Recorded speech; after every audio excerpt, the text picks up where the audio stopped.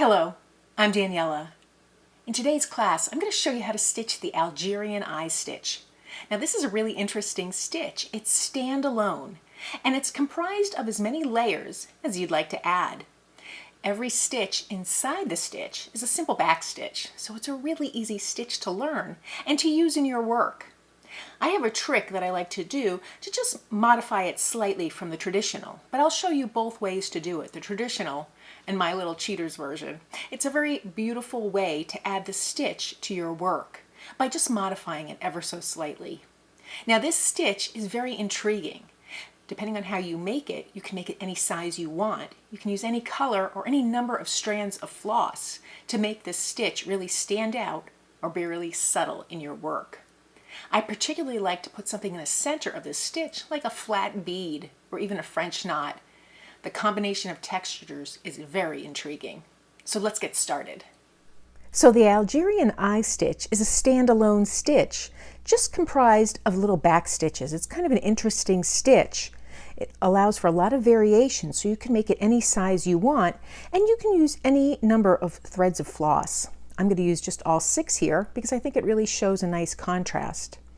So to start the stitch, you want to envision a square. Now I like to draw them out if I want a particularly precise stitch, but you don't have to do that. You can eyeball it. It's very simple. And you're going to start here, and I find the easiest way is to think of it like a clock. So you'll start at the 9 o'clock point here, and I just come up with my needle, and then I want to bring my thread right to the center point. And now what I like to do, and this is just my personal modification, is I like to make it just shy of the center point, closest to where I'm starting my stitch. So traditionally, you would go right to the center. I'm just going to go one little needle length before that center.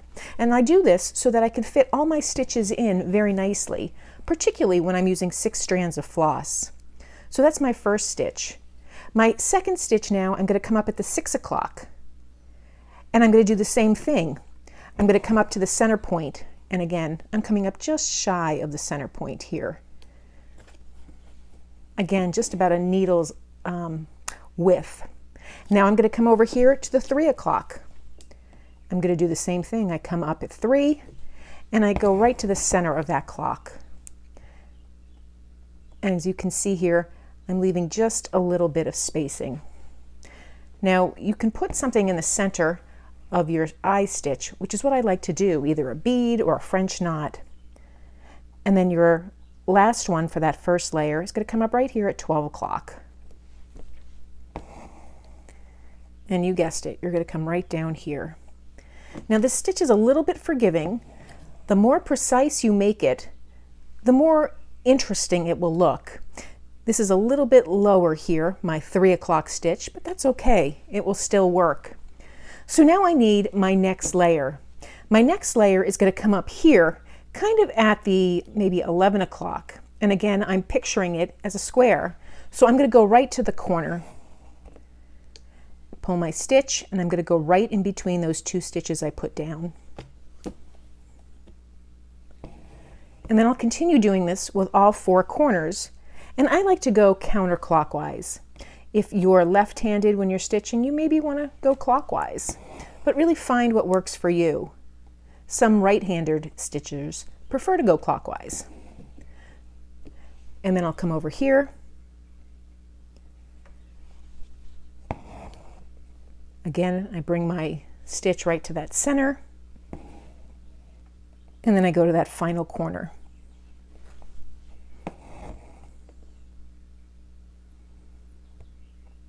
And I want to bring my little stitch right in the center of those existing threads. Now that's an Algerian eye stitch.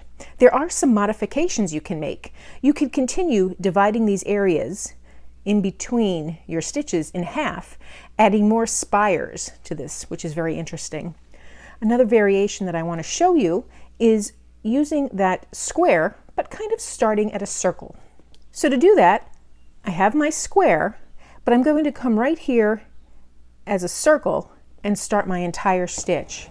And I'll speed this along just so you can watch the process, because it's the same stitches, but just with a circle instead of that square.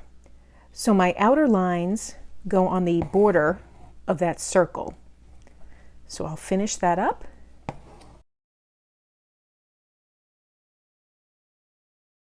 And then for my inner lines here, I'm just going to go right on that circle where I drew a square so you could see how it intersects. Now you'll see the difference when I finish.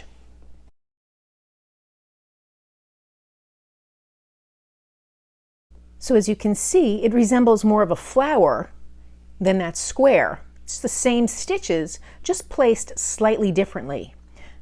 Here I pictured the circle as my exterior, and here is the square.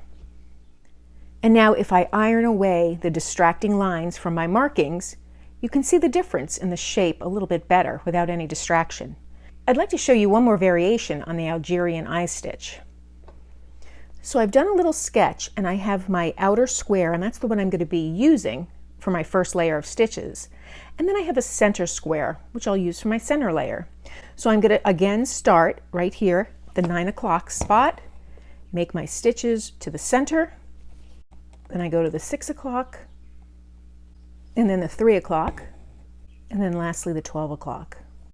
Now for my next layer of stitches, I'm not going to go out here where I started on the first layer. I'm not going to go out here to the corner point where I started on the first layer. I'm going to come up to that corner of that center square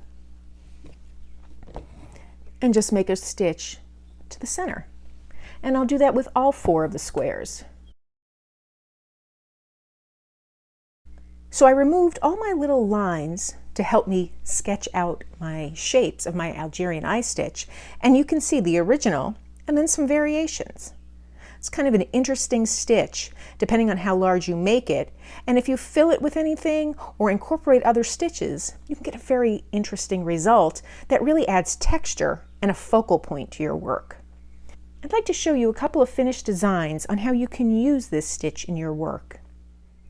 So here are the designs. We have the one I showed you in class. Here's another one. This is the one where I suggested continuing to add little spires from it. You can see how much more complicated it looks. And here's one where you have the outside, again with the box, and then an inner layer. Each one are completely different looks from the other. I find this very interesting. Now if you'd like to use this in your work, here's a very subtle way to use it. The embroidery floss that I selected really blends in with the background. It's just a lot of texture. And if I was using this in a piece, it would be something very interesting, very subtle. I incorporated little beads in the center, and I really like the way that adds a little pop of color and a little brightness, particularly with this metallic bead. But if you wanted something with more contrast, you would just use a contrasting thread, and you could add a bunch of these. They could even look like snowflakes. I find this a very intriguing stitch. It adds texture, it's standalone, and it's actually quite simple to make. So that's how I make the Algerian eye stitch. It's an interesting stitch because it's standalone, but if you use them in quantity, you can fill a space just as easily. It's a bunch of back stitches combined, and there are so many variations to this stitch. I just showed you a few in class, but I'm sure you can come up with more.